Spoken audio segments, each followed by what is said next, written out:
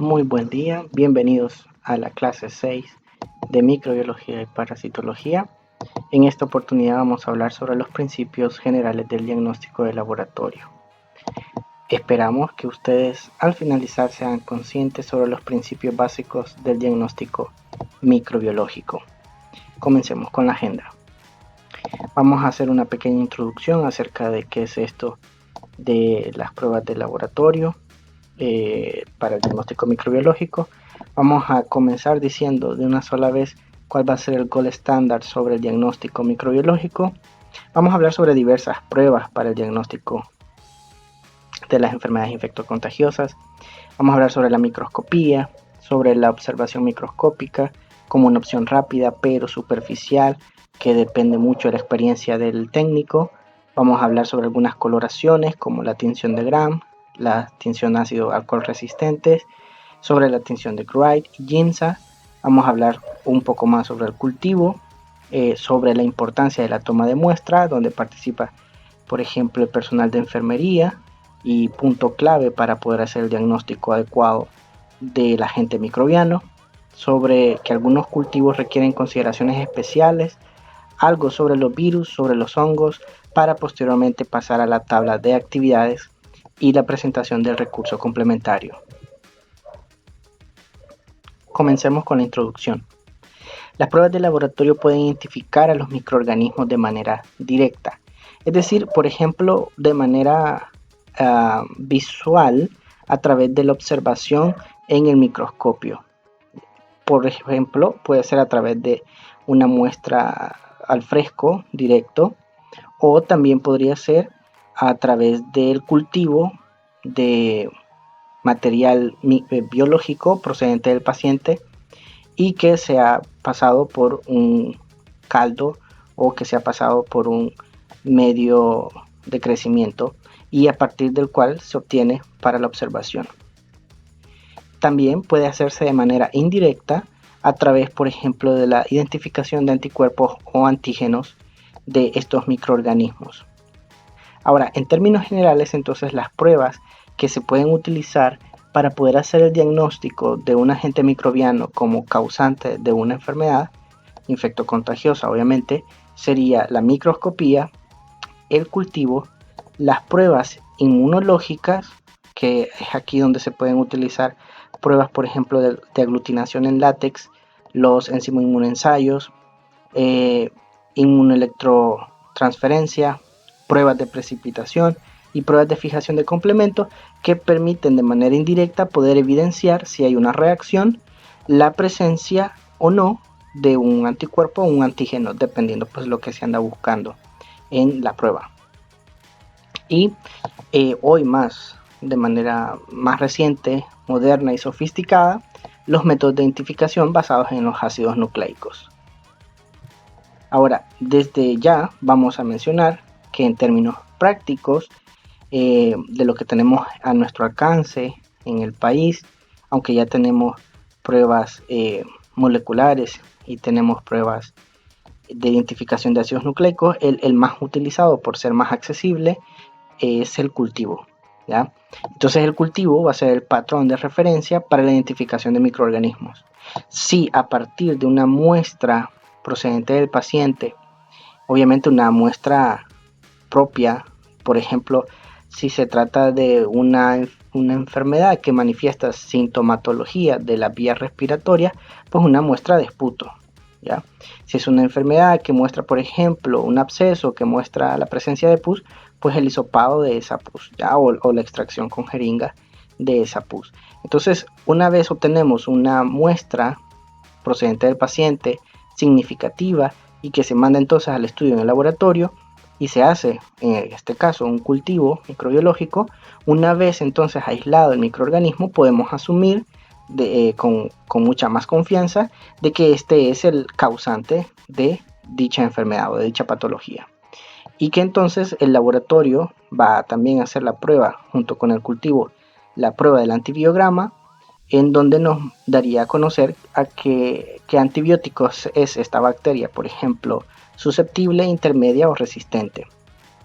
Igual cuando hablamos del cultivo microbiológico, no solo nos referimos a el cultivo precisamente de bacterias. Podría ser, dependiendo aquí del criterio del médico, obviamente, para qué es lo que va a enviar a estudio, si lo que sospecha es una infección bacteriana, si lo que sospecha es una infección micótica, o si lo que sospecha es una infección viral, que casi siempre la infección viral va a resultar como por descarte ante no la identificación de bacterias o hongos, que serían pues los más comunes para el diagnóstico microbiológico. Evidentemente entonces el médico es quien solicitaría el examen que considera más pertinente de acuerdo a su pericia en cuanto a la observación de la sintomatología del paciente. Hay diversas pruebas para el diagnóstico microbiológico. Evidentemente estamos hablando de distintas clases de microorganismos. Estamos hablando no solo de bacterias, virus, hongos y parásitos, sino que a su vez dentro de ellos mismos hay subdivisiones. Por ende, existen diversas pruebas que nos pueden permitir hacer el diagnóstico de ellas de una manera más específica y asertiva. Evidentemente, partimos de la premisa que lo desconocemos. Entonces, las pruebas consisten precisamente en tratar de aplicar las pruebas coherentes para poder encontrar realmente al agente causal, es decir, a quien está generando la infección y está generando la enfermedad. Esto tiene que ver precisamente con el aislamiento de dicho microorganismo que es considerado patógeno, es decir, no debería de estar ahí. Una vez entonces se identifica en ese lugar, en esa zona de donde se tomó la muestra, entonces es más que seguro de que se trate del agente causal de la enfermedad. Las pruebas poco a poco van desarrollándose, es toda una especie de proceso el que se debe de seguir, porque en algunos casos no es que de manera directa se puede ya decir con nombre y apellido quién es el agente causal, sino que en cuanto a la pericia del experto en el laboratorio, va a ir desarrollando la prueba que considera más conveniente de acuerdo a los resultados previos y así sucesivamente hasta encontrar el nombre y apellido del agente causal. Por ejemplo, una de las técnicas básicas de inicio, digámoslo así, del proceso de identificación microbiológica es a partir de una muestra obtenida directa del paciente, la generación de un frotis con una tinción, por ejemplo la tinción de Gram, que me permite poder observar, por ejemplo, la reacción al Gram, que sería uno de los datos, si es Gram negativa o es Gram positiva. Me permitiría ver la morfología, si se trata de bacilos, si se trata de cocos. Me permitiría ver la disposición de las bacterias, es decir, son estafilococos, son estreptococos, son diplococos, son cocos sueltos, y así sucesivamente. Esto con la experiencia del técnico en el laboratorio podría ir sospechando a partir de la sintomatología del paciente y a partir de lo que está observando de quién se trate.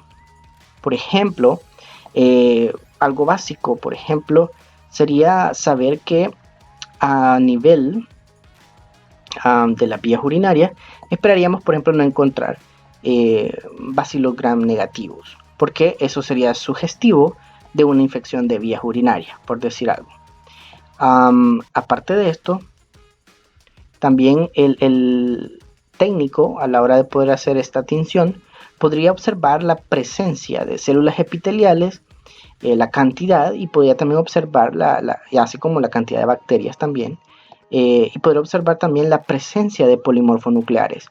La presencia de leucocitos sería muy sugestivo de una infección bacteriana. Entonces, todo esto va generando una serie de información que va facilitándole al técnico poder ir avanzando en cuanto a cuál sería la mejor prueba siguiente que debería de realizar, o poderle ir dando indicios sobre sobre el posible resultado final que se pueda obtener, tomando en consideración obviamente también de dónde procede la muestra, los agentes etiológicos más comunes que causan enfermedad a ese sitio, la sintomatología que manifestó el paciente experimentaba, etc. Con toda esa información se puede ir entonces especulando sobre quién podría ser el agente etiológico. Pero entonces aquí lo que quiero dar a conocer es que una de las técnicas básicas, por ejemplo, es la observación directa al microscopio con la tinción de material procedente del paciente. Esto sería como la apertura a la parte de hablar sobre microscopía, es decir, a la observación del microscopio. Es entonces una técnica de laboratorio para el diagnóstico microbiológico muy rápido pero superficial. Es decir, como observamos en la imagen anterior, puedo observar que hay bacterias, puedo observar que hay una gran cantidad de bacterias y pude observar que existían tanto gram positivas, que eran las moraditas lila, dependiendo de cómo esté la tinción, y estaban las rojitas, que serían las gram negativas. Las gram positivas son las azulito moradito, ¿ya? Y las gram negativas son las rojitas rosaditas. Entonces eso da información, me está arrojando que existen dos, en este caso ahí existían dos clases de bacterias, gram positivas y gram negativas. Dependiendo de dónde proceda la muestra, yo podría considerar anómalo el observar, por ejemplo, bacteria gram positiva, o podría considerar anómalo el observar bacterias gram negativas. Esto es parte de la información que alguien que trabaja en el laboratorio ya sabe, ya conoce qué tipo de bacterias debería de existir en ciertas zonas del cuerpo. Entonces, el observarlo de manera directa a través del microscopio, después de haberlo pasado por una técnica de tinción tan simple como la tinción de Gram, que lleva pocos pasos y que en términos de 3 minutos ya puedo tener la capacidad de observar al microscopio en términos generales, entonces el experto en laboratorio va generando ya ideas acerca del posible agente causal de la infección. Obviamente entonces esto que acabamos de estar mencionando es rápido pero superficial y depende de la pericia del experto, depende del conocimiento del personal del laboratorio. El médico debe pedir una tinción de acuerdo al patógeno que sospecha, pero ninguna es 100% específica, eso hay que aclararlo. Como ya mencionaba en la introducción, el médico es quien tiene el contacto con el paciente. Por ende, es él quien conoce la sintomatología y es él en su conocimiento quien tiene que sospechar sobre si esta enfermedad infectocontagiosa que está padeciendo el paciente podría ser causada por una bacteria, por un hongo o por un parásito, o si es viral. Esto lo aprende el médico en su formación y lo aprende durante su desarrollo profesional, el identificar ciertas características en las lesiones. Hay enfermedades infectocontagiosas que tienen características muy marcadas que hacen fácil poder sospechar, porque al final es una sospecha, ¿no? Mientras no exista una prueba de laboratorio que lo confirme, solo es una sospecha, ¿ok? Entonces, cuando ya existe una prueba de laboratorio que avala que ese es el agente causal, hasta entonces puedo decir que tengo un diagnóstico confirmatorio. Entonces, pero el médico, por ejemplo, todos ya hemos sospechado, por ejemplo, de pie de atleta. Es una micosis, es una infección causada por hongos. ¿Por qué? Porque tiene características, tiene la cuestión del olor, tiene la cuestión de la descamación de la piel, el sitio anatómico en el que se presenta. Todos hemos ya sospechado fácilmente, por ejemplo, de una amigdalitis porque se ve inflamado, porque está enrojecido, porque hay presencia de pus.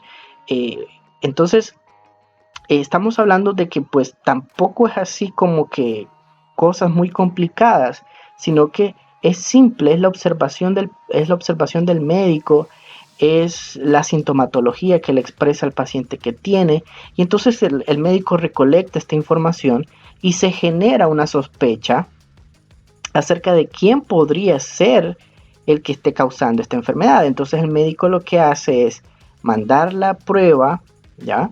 Para poder confirmar su sospecha. Cuando no existe así como que muy claro sobre qué podría ser, entonces el médico lo que va a hacer es dejar alguna prueba un poco más abierta, no tan específica, para poder identificar las posibles, los posibles agentes. Por ejemplo, una tinción de Gram es abierto porque me permite identificar qué tipo de bacterias, qué morfología, la presencia o no de polimorfonucleares, etc. Entonces es un poco más abierta. Pero si ya el doctor tiene una sospecha mucho más específica sobre el agente causal, por ejemplo, ya sospecha de tuberculosis, no dejaría un Gram, porque con un Gram no puede ver, en este caso, a bacterias alcohol ácido resistente, como es Mycobacterium tuberculosis, pero sí sabe que se podría confirmar con una baciloscopía. Entonces dejaría la baciloscopía, el técnico entonces en laboratorio va a hacer la tinción del esputo con Sil-Nielsen, y bueno, si el médico deja pues también el cultivo, pues también se dejaría el cultivo en Lowenstein Jensen. Entonces partimos de el médico. Él en su conocimiento sospecha sobre un agente etiológico y deja entonces las pruebas que considera necesarias para confirmar su sospecha. En ocasiones, las muestras necesitan ser previamente procesadas para poder asegurar, por ejemplo, mayor concentración de los microorganismos. Una de las técnicas que se puede utilizar para hacer esto es la centrifugación, que permite, por ejemplo, entonces sedimentar las muestras y de esa manera poder obtener entonces una mayor cantidad de microorganismos que se puedan observar en el microscopio, ¿ya? Por ejemplo, la centrifugación es una técnica que permite concentrar entonces los microorganismos. En este caso vamos a hablar un poco sobre la tinción de Gram. La tinción de Gram es una técnica sencilla en la que, en términos generales, lo voy a decir, esto puede cambiar un poquito dependiendo del fabricante de los colorantes. Pero por ejemplo, en términos generales podría ser un minuto una vez tengo ya la lámina portaobjetos. Supongamos que en este caso es por ejemplo, una persona con una diarrea, ¿ya? Entonces yo tengo aquí la muestra de heces, la coloco en la lámina portaobjeto, la dejo secar y luego se puede fijar con calor, por ejemplo. Luego se coloca un minuto del colorante cristal violeta, que va a servir como el colorante primario. Luego vamos a utilizar un mordiente como el yodo, ¿ya? Lo dejamos por unos 30 segundos, luego igual lo lavamos y luego pasamos a la fase de decoloración. En este caso las bacterias gram positivas van a adquirir el color morado por el yodo, por el complejo que se forma entre el yodo y el ugol. Entonces, entre el cristal violeta y el ugol, ya, o yodo, el ugol lo podemos llamar, o yodo, como lo quieran. Entonces, estas, por ser gram positivas, es decir, tienen grandes cantidades de peptidoglucano, se fija demasiado el colorante, de manera que al pasar a la fase de decoloración, pues no se decoloran, ¿ya? Porque hay demasiada cantidad de peptidoglucano que se ha fijado al complejo cristal violeta yodo. Entonces, pero las que no son gram positivas, es decir, las que son gram negativas, no tienen grandes cantidades de peptidoglucano en su pared celular. Por ende, entonces sí se van a decolorar y entonces van a tomar el colorante secundario o de contraste. Para el término general va a ser safranina. Entonces, ¿qué va a pasar? Pues estas últimas bacterias que se decoloraron van a adquirir el colorante secundario. Entonces las gram negativas quedarían de rosadito o rojo, dependiendo del tono de la safranina, y las gram positivas quedarían de color moradito, ¿ya? Dependiendo aquí pues cuánto se lograron decolorar, podrían quedar bien moradito o así como tipo azulito. Aquí tenemos una imagen de cómo se verían. Tienen, por ejemplo, las moradito o azul oscuro son las gram positivas y las rosaditas son las gram negativas. ¿Ok? Esto, el colorante, pues, o esta tinción responde a la presencia o a la cantidad de peptidoglucano en la pared celular de la bacteria. Y también nos permite, pues, ya al estar colorada, las bacterias de manera sin colorante, de manera directa, no tienen color. Entonces las tinciones nos ayudan a poderles dar color y de esa manera, al observarla al microscopio óptico, poderlas evidenciar. ¿Ok? Entonces la tinción de Gram y todas las tinciones nos permiten observar morfología. Entonces podemos observar si son bacilos o si son cocos, si son cocobacilos, si son curvos los bacilos, si son bacilos grandes, si son bacilos pequeños, si son cocos en cadena, en racimos, diplococos, etc. Entonces nos permiten observar morfología, disposición, incluso tamaño y formas. Y como ya mencionaba, también en este caso nuestras células de defensa, los leucocitos, específicamente los polimorfonucleares, son bien evidentes en una tinción de Gram, entonces los puedo apreciar.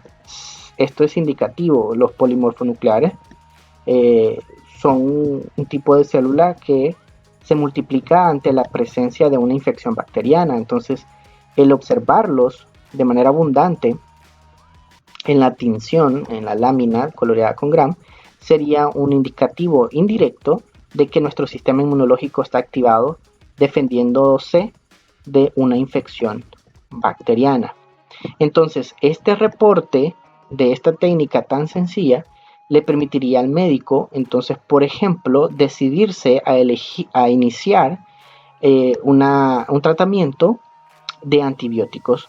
¿Por qué? Porque estoy reportando que existe ciertas bacterias, por ejemplo, que no deberían estar en esa zona, o la cantidad de las mismas, o el tipo de Gram que prevalece, si son Gram positivas o si son Gram negativas, porque los antibióticos también vienen en esa clasificación.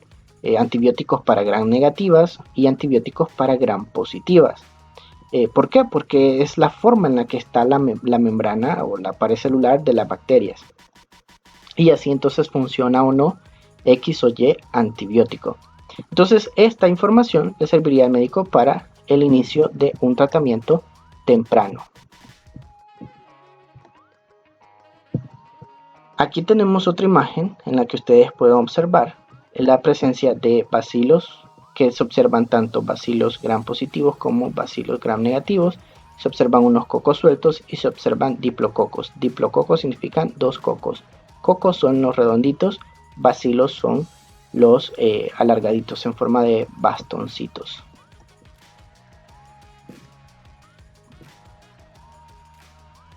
Otra tinción que el médico puede solicitar es tinción ácido alcohol resistente, que es para aquellas bacterias que no se colorean con Gram. Esto debido a que su pared celular es distinta. Estas surgieron después. El organismo, digámoslo así, bandera o más conocido, que es un bacilo alcohol ácido resistente, es el Mycobacterium tuberculosis, el agente causal de la tuberculosis. Y en términos generales, pues todas las especies del género Mycobacterium, ellos no se colorean o no responden a la tinción de Gram. En términos básicos podemos decir que son Gram negativos, pues porque no se colorean con la tinción de Gram, pero no entran en esta clasificación directamente porque lo que pasa es que la tinción en ellos no funciona porque su pared celular es distinta. Entonces se creó para ellos una tinción distinta y es la tinción de Ziehl-Neelsen. Entonces los alcohol ácido resistente se van a colorear de rojito y los no alcohol ácido resistente van a quedar de color azulito. ¿Ya? Veamos. Otra tinción es la tinción de Wright y la tinción de Giemsa. Estas dos tinciones se van a utilizar primordialmente para los hemoparásitos, es decir, para los parásitos sanguíneos. No es exclusiva de estos, pero estos aparecen más aquí porque la tinción de Wright y Giemsa son tinciones que utiliza el área de hematología, es decir, el área de laboratorio que se especializa en el estudio de la sangre. Entonces, cuando hay una parasitosis en sangre, pues los técnicos del área de hematología logran con estas tinciones evidenciar la presencia de estos parásitos, por ejemplo, en la sangre. Un caso es Plasmodium, el agente causal del paludismo o malaria. Entonces, cuando el técnico de hematología está viendo, por ejemplo, los globitos rojos, está viendo los leucocitos en un frotis de sangre periférica o en un hemograma, entonces puede lograr evidenciar la presencia de estructuras parasitarias y entonces puede reportarlos. El médico obviamente también no es que solo por casualidad se puedan encontrar estos hemoparásitos, sino que el médico precisamente por la sospecha de, por ejemplo, paludismo, le deja el frotis de sangre periférica o le deja la gota gruesa, que sería lo más común, al paciente. Y obviamente entonces lo que se toma es una muestra de sangre del pulpejo del dedo y se observa al microscopio después de la coloración de Wright o de Giemsa para precisamente buscar ver estas estructuras parasitarias.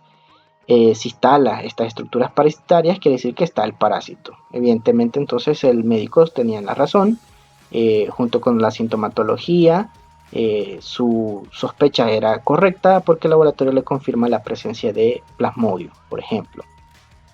Así igual, en este caso Plasmodium es un hemoparásito. También puede ser el caso de Histoplasma capsulatum, que es un hongo. ¿Ya? Y también puede ser el caso de inclusiones intracelulares que son formadas por algunos virus o algunas bacterias como clamidia. Entonces, inclusiones intracelulares se refiere a pequeños cuerpos que están dentro del citoplasma de células, entonces que pues no son propias de las células, pero que evidencian pues la presencia de algún microorganismo o virus, microorganismos como bacterias o virus que se encuentran parasitando en el interior de las células. Otros como Pneumocystis jirovesi, que ahora es clasificado también como un hongo, que se pueden evidenciar entonces sus estructuras en las muestras. Y otros también siempre intracelulares, por ejemplo bacterias como Neisseria gonorrhoeae, que podemos ver en el caso de los neutrófilos, ¿ya? En un frotis de sangre periférica, en un hemograma, en el recuento celular, poder evidenciar que dentro de los neutrófilos se encuentran estructuras intracelulares. Entonces, en este caso, por ejemplo, si el paciente llega, le dice al médico que tiene secreción de pus del pene o la vagina y que le arde al orinar, ha tenido relaciones sexuales sin protección, o sea, el historial. Entonces al médico le pega la sospecha de que, no, esto es una gonorrea, le deja, por ejemplo, que se le haga una tinción de Gram, ¿ya? O puede ser, como ya habíamos hablado, puede ser un Giemsa o un Wright, porque en este caso estas funcionan para la secreción, ¿ok? Entonces, para la secreción de pus que está emitiendo. Como es pus, estamos hablando que son leucocitos muertos. Entonces vamos a ver esa gran cantidad de leucocitos por campo, ¿ya? Esto que observamos en redondito sería como se observaría en el microscopio. Al ver el microscopio esto observaríamos. Y entonces se podría observar esa presencia de estructuras intracelulares. Más la sintomatología que presenta el paciente y el historial que nos ha contado, muy sugestivo de Neisseria gonorrhoeae. El cultivo. que, como ya mencionábamos, el cultivo podríamos en nuestro medio considerarlo como nuestro gol estándar porque es una prueba bastante asequible, que da resultados bastante rápidos. Hay otras pruebas que podrían ser todavía mejores en cuanto a confirmación, por ejemplo las que están relacionadas a la información genética o moleculares, pero que son pues más caras y más difíciles en nuestro medio. Entonces, en forma general, el cultivo es la prueba de laboratorio microbiológica que sería la más utilizada y que nos facilitaría poder tener entonces un diagnóstico en poco tiempo, relativamente en poco tiempo, y va más económico, y que incluso nos podría arrojar información sobre la susceptibilidad o no a ciertos agentes antimicrobianos para el tratamiento adecuado del paciente. Entonces, el cultivo consiste en obtener una muestra del paciente sobre precisamente la muestra significativa según la patología que presenta el paciente, y en el laboratorio se encargarán de utilizarlo para, por ejemplo, colocarlo en una placa de Petri con un medio de cultivo, y con el tiempo, en términos de 24 horas de manera general, poder entonces obtener un crecimiento de microorganismos. Aquí también depende, como ya hablamos, microorganismos en términos generales. Cuando hablamos de cultivo estaríamos hablando de bacterias, pero también pueden ser, en segundo lugar, hongos, y en tercer lugar, parásitos. En El Salvador es muy poco común, por decir que prácticamente no existe, el cultivo de virus porque implican tejidos vivos, y en El Salvador no, los laboratorios no cuentan con la capacidad para mantener cultivos virales. En El Salvador el cultivo más común que se hace es el cultivo bacteriano, seguido del cultivo por hongos, pero que su tardanza pues implica uno de sus puntos débiles, y nuestra población no está acostumbrada a esperar 30 días o más de 30 días para poder obtener un resultado. Incluso el cultivo bacteriano se tarda 3 días, con pruebas o métodos un poco más sofisticados se puede hacer incluso en 2.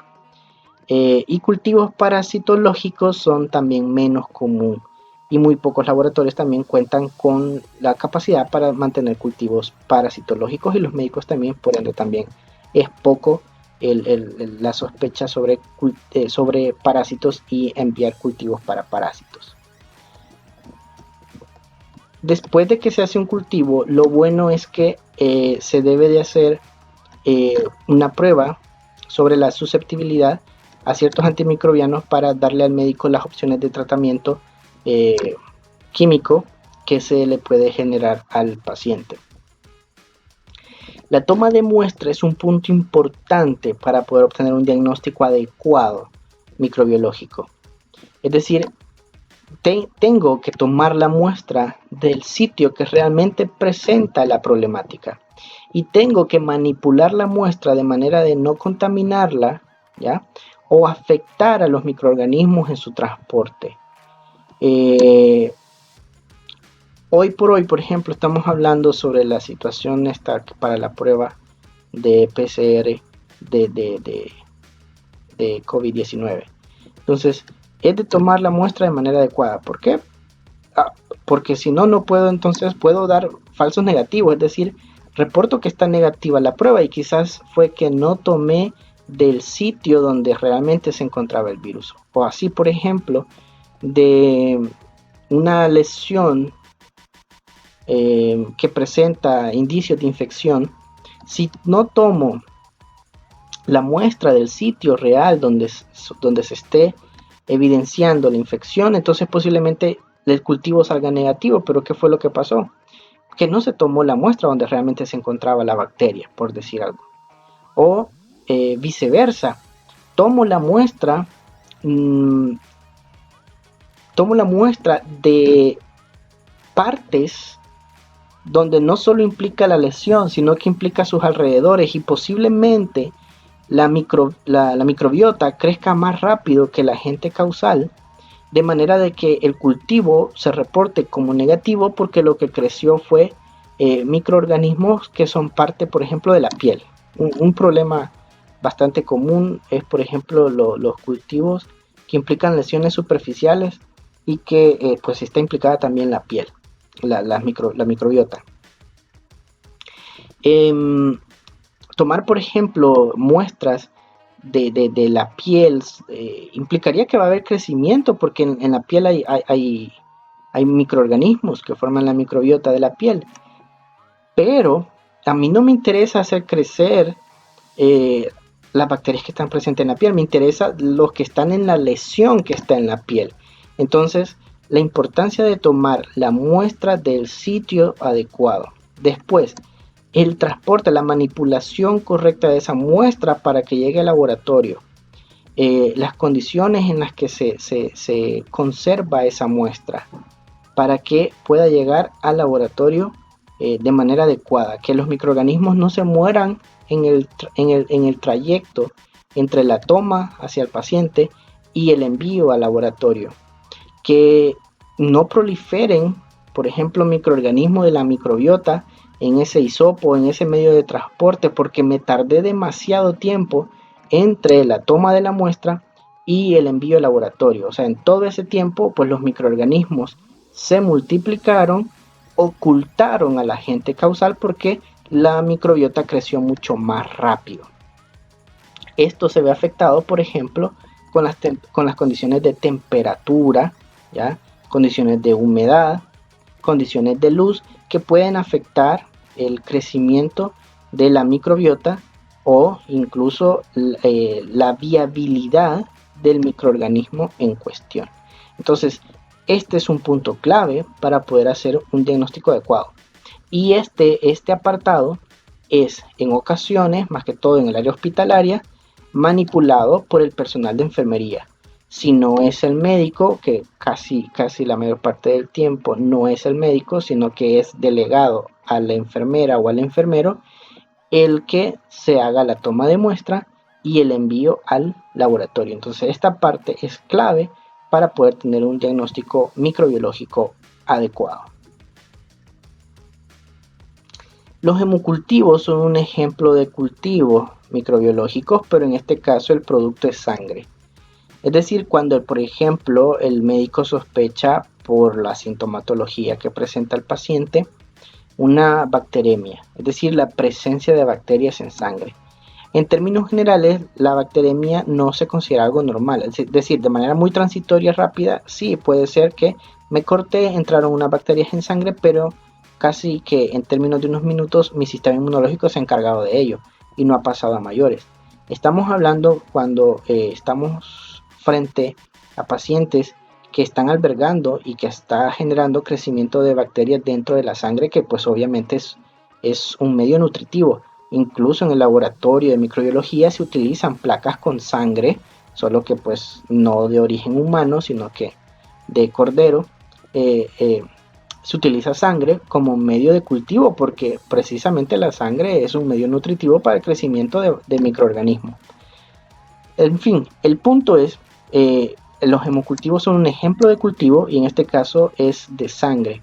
Que se envía al laboratorio y si hay crecimiento de microorganismos en la sangre, es algo definitivo sobre el diagnóstico de una infección de parte de ese paciente, porque en términos generales la sangre no debería albergar microorganismos. Para el cultivo de sangre se debe tener mucho cuidado con la obtención de la muestra. Debe de utilizarse una técnica aséptica muy rigurosa de la vena en la que se va a obtener o del sitio donde, si hay un catéter, del sitio donde se va a obtener la sangre, porque la sangre es fácilmente contaminante, como ya mencionamos, o sea, es un medio nutritivo. Entonces, si posiblemente me sale el hemocultivo positivo,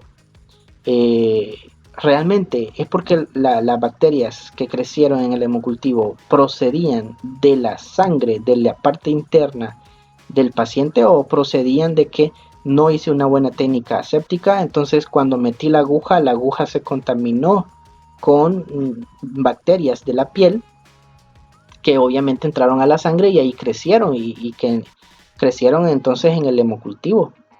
O lo tomé la sangre de un catéter y el catéter ya estaba contaminado con algunos microorganismos, pero está pasando a un medio nutritivo.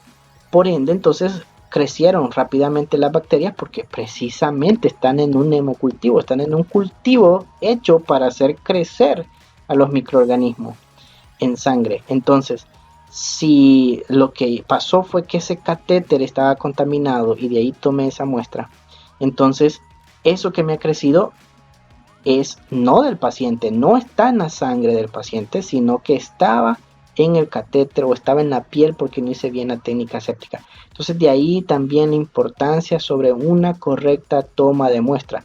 Este ejemplo es básico para comprender esto sobre la importancia de la toma de muestra. El hemocultivo es fácilmente contaminante y vuelvo a repetir, por ejemplo, es trabajo del personal de enfermería, que es quien está directamente en contacto con los pacientes.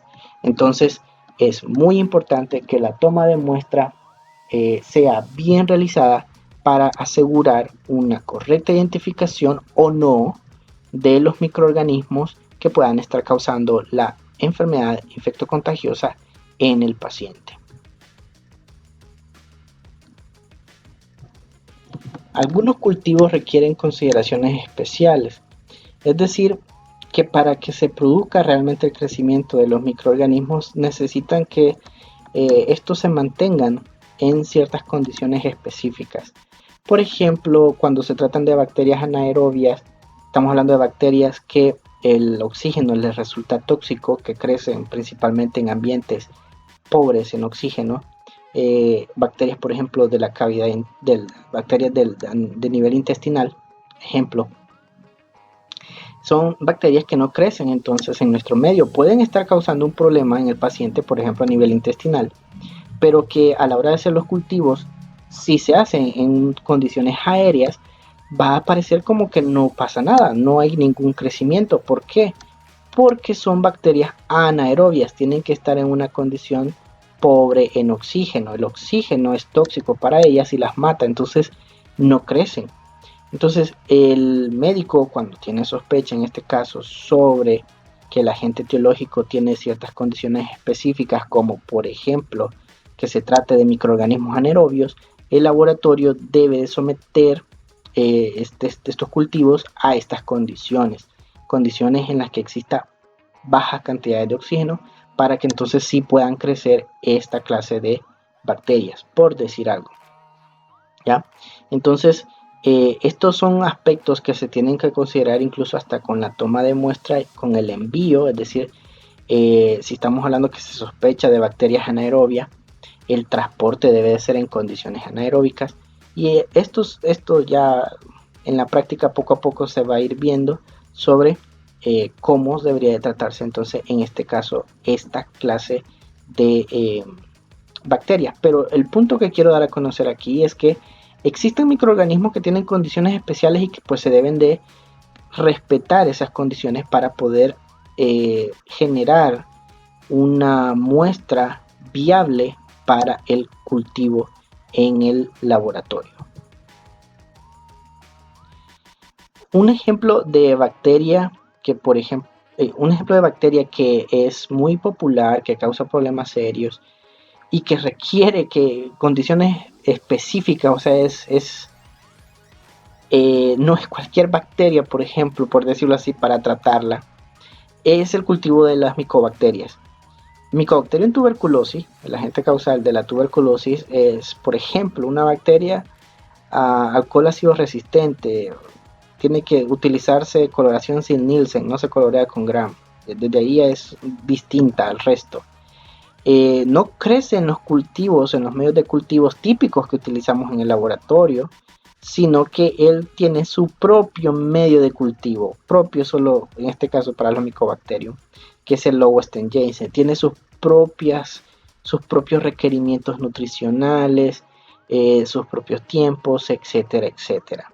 Entonces, cuando el médico sospecha de esta clase de microorganismos, el médico debe de dejar específicamente que eso es lo que quiere, porque pues hay que dárselo a la bacteria, o sea, hay que cumplir sus requerimientos nutricionales y de crecimiento y de condiciones para crecimiento para que precisamente pues sí pueda funcionar y pueda hacerse entonces el diagnóstico en el laboratorio de manera adecuada.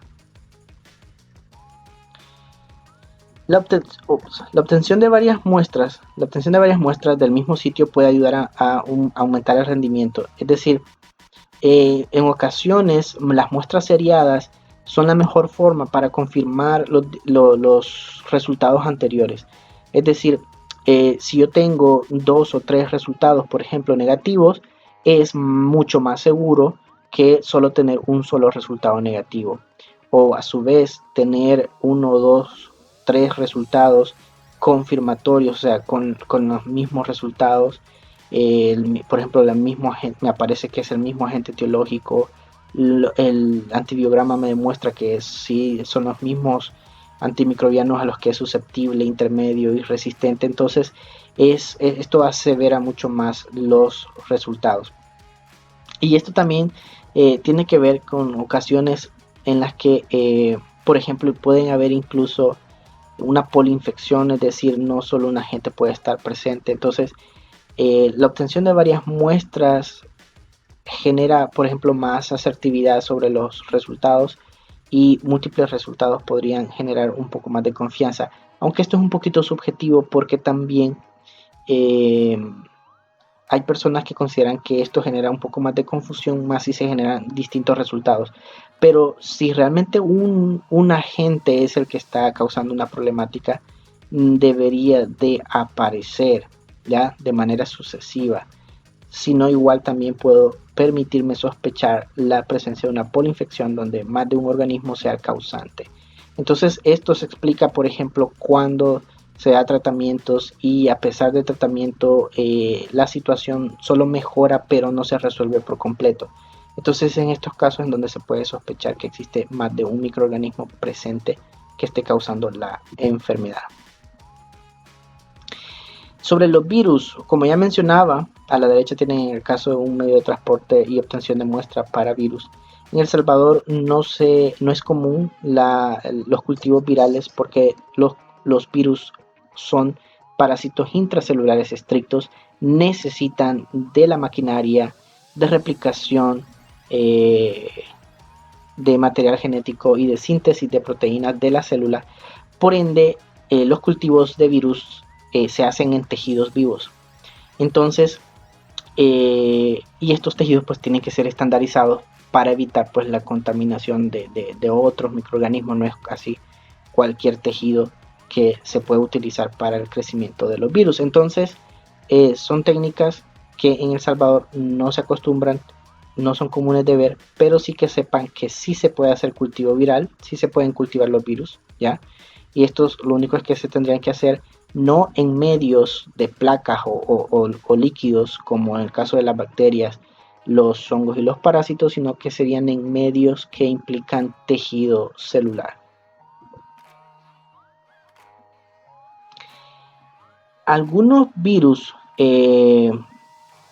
se pueden detectar usando otros métodos, ya que no tenemos los métodos como del cultivo, y que resultan como alternativas precisamente, ya que aquí, por ejemplo aquí en El Salvador no podemos hacer cultivo celular, pero hacemos otros métodos para poder detectar la presencia del virus. Ejemplo es el ELISA, que es el enzimo inmunensayo que nos permite, por ejemplo, identificar anticuerpos o antígenos, en este caso viral, pero no solo virales, también pueden ser de los otros agentes. Entonces, y que al identificar el antígeno o al identificar el anticuerpo, entonces de manera indirecta estamos diciendo que existe el microorganismo. En el caso del antígeno, o sea, si estamos hablando del antígeno, es un elemento que puede ser, por ejemplo, estructural del virus. A la hora de detectarlo, obviamente, si está presente, quiere decir que está el microorganismo, está el virus. Si no, pues no lo tendría por qué detectar. Entonces, o el anticuerpo, si en el suero del paciente yo detecto el anticuerpo, quiere decir que el paciente ha tenido contacto con el microorganismo, porque cada anticuerpo es específico para el antígeno. y viceversa, cada antígeno es específico para su anticuerpo. Entonces, si se detecta el anticuerpo, entonces de manera indirecta quiere decir que el paciente ha tenido contacto con el antígeno. Entonces de esa manera se puede hacer la relación de que existe el microorganismo en el paciente. Los hongos. Los hongos sí son microorganismos que se pueden cultivar en el laboratorio, solo que su metabolismo lento hace que sean de crecimiento muy lento. Estamos hablando de semanas de crecimiento, de más de 30 días para obtener crecimiento. Estos medios de cultivo son mucho más caros porque también implican no solo pues el medio nutritivo como tal, selectivo, sino que también implica la presencia de antibióticos dentro del mismo cultivo para poder impedir el crecimiento de las bacterias y que no entonces sofoque el crecimiento de los hongos. Entonces las tomas de muestras son igual como que si fuera para una bacteria. Por ejemplo, ustedes ahí ven, en este caso a la derecha ven una onicomicosis, es decir, hongos en las uñas, pero pues ahí también pie de atleta. Se puede entonces tomar, por ejemplo, raspados de las uñas, se puede tomar hisopados, hay lesiones por hongos que pueden implicar, por ejemplo, las mucosas. Entonces, dependiendo después del tipo de lesión, se elegiría el tipo de toma de muestra más adecuado para poder entonces enviar esta muestra al laboratorio en busca de los hongos. Pues mientras tanto, el doctor obviamente va a tener que dejar un tratamiento de lo que según él considere podría ser, porque evidentemente el paciente no va a estar sin tratamiento durante todos estos días en lo que salen los resultados. Las pruebas inmunológicas. Bueno, como ya mencionábamos, el antígeno va a ser un elemento, por ejemplo, estructural de un microorganismo. El anticuerpo va a ser la respuesta inmunológica, el resultado de la respuesta inmunológica ante la presencia de dicho antígeno. Entonces, para cada antígeno, el sistema inmune va a formar un anticuerpo. Por lo mismo, entonces el anticuerpo es específico para su antígeno. Si yo tengo anticuerpos para dengue 1, es porque entonces mi sistema inmune ha tenido contacto con dengue 1. Si tengo anticuerpos para hepatitis B, quiere decir que mi sistema inmunológico ha tenido contacto con el virus de la hepatitis B. Entonces el anticuerpo es específico para el antígeno.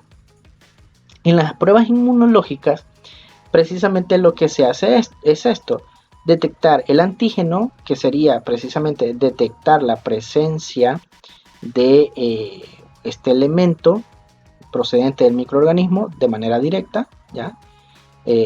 O detectar el anticuerpo, que de manera indirecta me diría que entonces ha estado el antígeno en el cuerpo de esa persona, porque su sistema inmunológico ha detectado esto.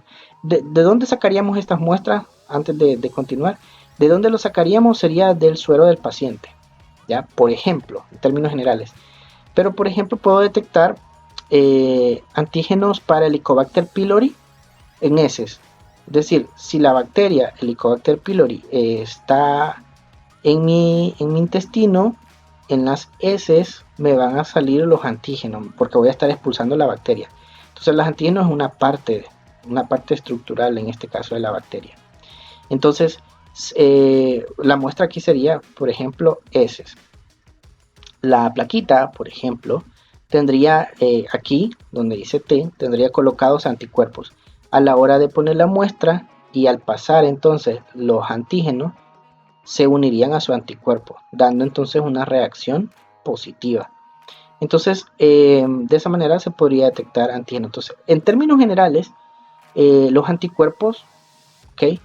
Y los antígenos los podemos detectar en el suero del paciente, pero hay algunos casos en los que el antígeno se podría detectar, por ejemplo, como ya mencioné, en otras muestras como las heces.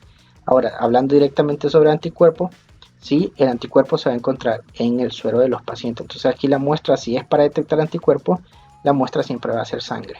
Y por centrifugación se va a obtener el suero o el plasma del paciente para poder detectar anticuerpos.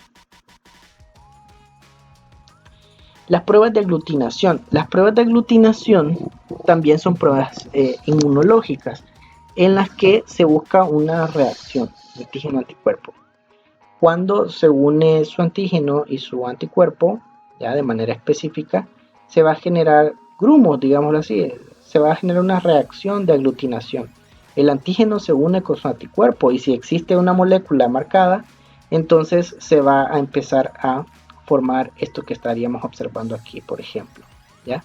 Eso es aglutinación, esto es pruebas de aglutinación. Son vistas de manera macroscópica, son tarjetitas que pues al mezclar el reactivo con el suero del paciente, si está presente, por ejemplo, si en el suero del paciente andamos buscando anticuerpo, entonces el reactivo trae antígeno. Entonces, si el suero del paciente tiene el anticuerpo, entonces se va a aglutinar. ¿Ok? Por ejemplo, porque el antígeno viene marcado con partículas de látex. Entonces, cuando se va dando la reacción antígeno-anticuerpo, se van aglutinando y macroscópicamente vería los grumos, la aglutinación.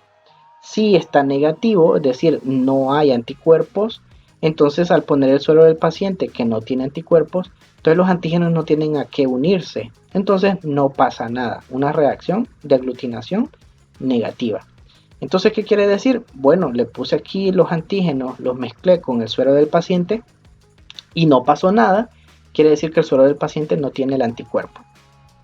Si aglutinó, quiere decir que el suero del paciente tiene los anticuerpos. Ok, entonces si el paciente tiene los anticuerpos es porque su sistema inmune ha estado defendiéndose contra el microorganismo en cuestión. O sea, de manera indirecta estoy diciendo, este paciente ha tenido ese microorganismo del cual se trate. Ya como ustedes pueden ver, aquí en este caso se están mencionando varias clases de microorganismos y ahí depende del tipo de reactivo para la prueba que se esté realizando. Aquí, siguiendo con las pruebas de aglutinación, les explico de que las pruebas de aglutinación incluso se pueden cuantificar, es decir qué tan positivo está. Entre más se diluye la muestra y aún así sigue habiendo reacción de aglutinación, quiere decir que así de cantidad de antígenos o anticuerpos, dependiendo qué es lo que andemos buscando, está presente, ¿ya? Entonces, esto se utiliza más que todo para cuando ya el paciente ha iniciado tratamiento y en pro de evidenciar una mejora, esperaríamos que a niveles más diluidos de la muestra del paciente sea menor la reacción o ya no sea la reacción, ya no se dé. Entonces, ¿por qué? Quiere decir que hay menos, por ejemplo, si el reactivo tiene el antígeno y la muestra del paciente tiene los anticuerpos, entonces una vez iniciado el tratamiento o una vez terminado el tratamiento, esperaríamos que los anticuerpos del paciente se reduzcan en su sangre, de manera que la dilución en la cual todavía se ve positividad debería de ser una dilución más baja. Por ejemplo, si al principio, cuando se detectó la enfermedad, salía una dilución incluso 1 en 32, después de finalizar el tratamiento todavía quedan algunos anticuerpos presentes, pero ya no la gran cantidad porque ya la infección ya pasó. Entonces ya esperaríamos, por ejemplo, que la reacción positiva ya solo se dé, por ejemplo, en 1 en 8. Es decir, se sigue aglutinando, sigue siendo positiva porque todavía hay algunos anticuerpos, pero ya no existe la misma cantidad de anticuerpos como existía al principio. ¿Ya? De eso se trata las pruebas de aglutinación y cuando se hacen las diluciones seriadas. La fijación del complemento. La fijación del complemento mide la cantidad de anticuerpos consumidores de complemento o que se fijan de una muestra. ¿Ya? Se usa para el diagnóstico de algunas infecciones virales o micóticas. Y esto consiste más o menos en lo siguiente que vamos a ver aquí. Como ustedes pueden ver, siempre son pocitos de reacción y siempre se busca lo que es la aglutinación. En este caso se usa como marcador el eritrocito o el globito rojo. ¿Ya? Entonces, ¿qué esperamos ver si la prueba está positiva? Es decir, se fija el complemento. O sea, hay complemento positivo, digámoslo así, o si hay reacción con el complemento, estaríamos viendo la aglutinación de los eritrocitos formando un botoncito, ya que no se despega, no se desprenden. Una reacción negativa sería que los globitos rojos nunca se unieron, quedaron cada uno individual, separaditos, entonces no hubo fijación de complemento.